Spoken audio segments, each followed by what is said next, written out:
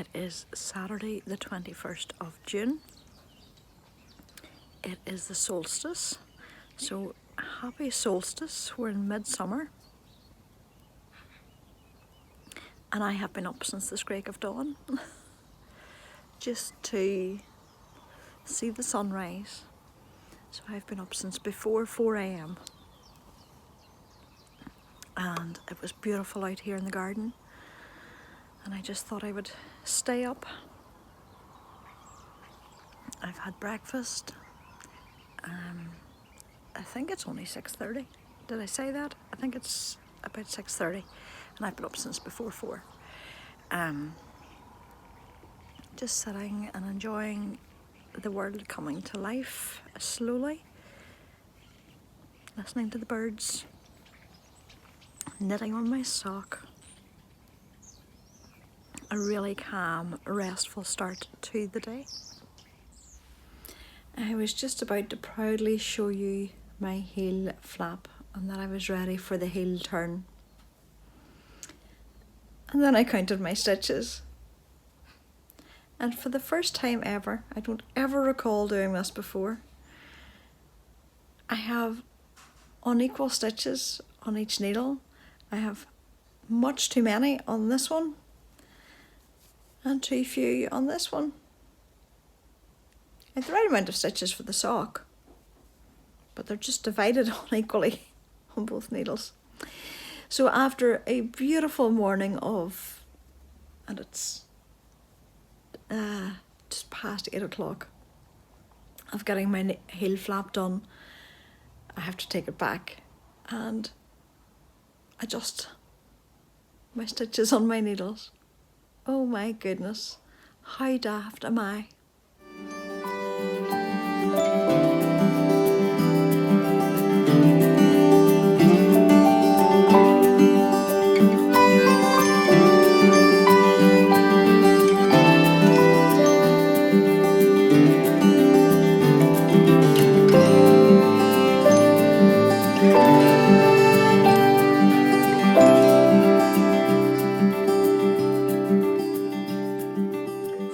Day, and I am just home from a walk, so I'm a little bit warm at the minute, but I have an iced coffee that I made, and I'm going to actually show you the pictures on my wall. Diane in the comments asked if I minded explaining the artwork or the paintings or the embroideries and things on my wall, and I don't mind at all. I won't remember all the artists, but if I can find them, I will link them in the description box below. Because some of them I've had for a long time. I can remember where most of them are from, but not necessarily the artist. So here goes. So we'll start off with this one. This is a goddess painting that I got locally at a local market. Not that long ago. I'm definitely not sure of the artist on this one. I would have to check it, and if I can find her, I will put her in the description, as I said. But this really struck me because of the colours, and she reminds me of Bridget, who is either a goddess or a saint in Ireland, depending on your viewpoint, and is greatly revered. And still, I mean, there's a day set aside for the 1st of February, St. Bridget's Day. And I just love the, try not to get the reflection, the colours, and it's just a very peaceful, calm picture. This is, I'm going to get the reflection from windows and doors here, so I apologise.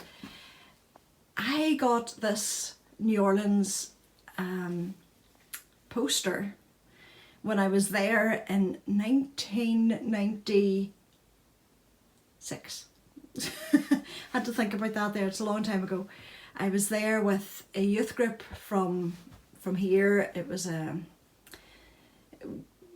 cross-community youth group that was trying to bring kids from both sides of the community here in Northern Ireland together, and they twinned with different towns here twinned with different places in America. And my town was very thankfully twinned with New Orleans, and I spent a month there, and it was an amazing place. And this came home with me and has had pride of place in every house that I've been in since. I just love it. It was an amazing experience, and one I'm not going to forget. Over to these. I think Amy did this for me. During lockdown, she decided to try embroidery. So she sewed that for me from a kit that she had got. This again is a local artist, and I really don't know who this was. This was a gift for Christmas. But it's painting, if you can see it, there's so much glare, on linen in the harvest moon. And this painting is the Celtic Tree of Life, and this is from my favourite, actually this is from my favourite potter. And just swing down, he made the lamp, and quite a few pieces of pottery that I have are made by Kieran, who is Celtic Clays Ireland, and I'll definitely link him below.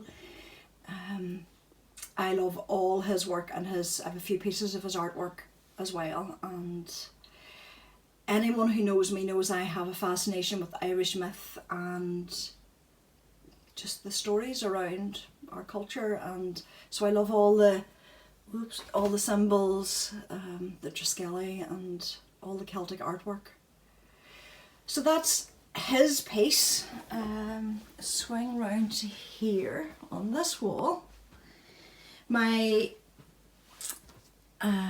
sock blockers I use them purely decoratively because they're wooden and I don't want them to get wet. They were made by Patricia, who's P Fortune. I'm not sure what she's under now on Instagram. Knitography Farm, based in Norway. And she makes, she produces beautiful wool and wooden things like this and stitch markers. So I will link her shop beneath in the description. This is a postcard or a card. A Knitter's Life used to be a podcaster, Christina. Unfortunately, she doesn't podcast anymore, but many years ago she had painted, I think she painted this and not her mum, because I know her mum's an artist as well. And I liked the card so much that I framed it and hung it up in the gallery. Because I use this room mainly, nobody else, I fill it with all the things I like. This is a crocheted mandala that I did from a kit. I shouldn't look too closely because decorative crochet wouldn't be my thing, but I just thought it was pretty and hung it up. If I can find the kit, I think I got it in ARTZ, I'll put it on. The family bought me this painting of Whitehead, or this print of Whitehead, which you will have seen in many of my episodes. It's where I go to knit morning. It's got the beach houses at the front. This one is just a poster that I liked. It spoke to me, and I have a fascination with butterflies. I have a tattoo of a butterfly. I find them inspiring. So this spoke to me at a time, I think I bought it just after my illness in 2019. I am not sure of the artist. I got this at the Kawartha Lakes Yarn Festival in Fenelon Falls in Canada. It'll be 3 years ago now. I love this, but I don't know who the artist is. And this was a print that I got at Rhinebeck. Maybe the first year I was there. I can't remember.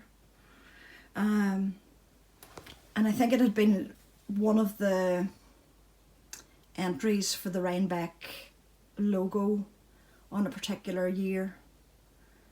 So I really, really love that. Carried that home very carefully in my case so that it didn't get creased. There's some more of Patricia's wood. This is her mitten blockers. I've never knit a mitten in my life, but I've got the blockers because they're pretty. I will get the name of the artist for this. This is another local felt artist and just a little piece of hers. But I can't remember who it was. Again, I'll put it in. This is just a little wreath that I made. Simple pom-poms made from, I can't remember. Oh, it was buckle yarn, I think, that I had used, Kate Davies yarn. It was leftovers. And I just did that and put it up there. Amy made this for me because of Danny. She got a kit. I think she might have got her kits on Amazon. And I did this one with the sweater, being a knitter.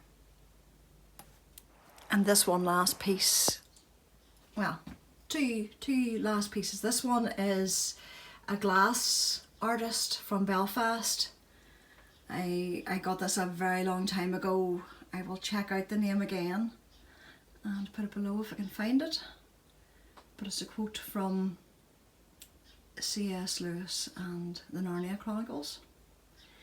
And just the last thing I have are these ceramic flowers that I brought home from Selma's Little Big Knits. I don't know if it was her mum painted them and made them, but they're from Finland as far as I'm aware.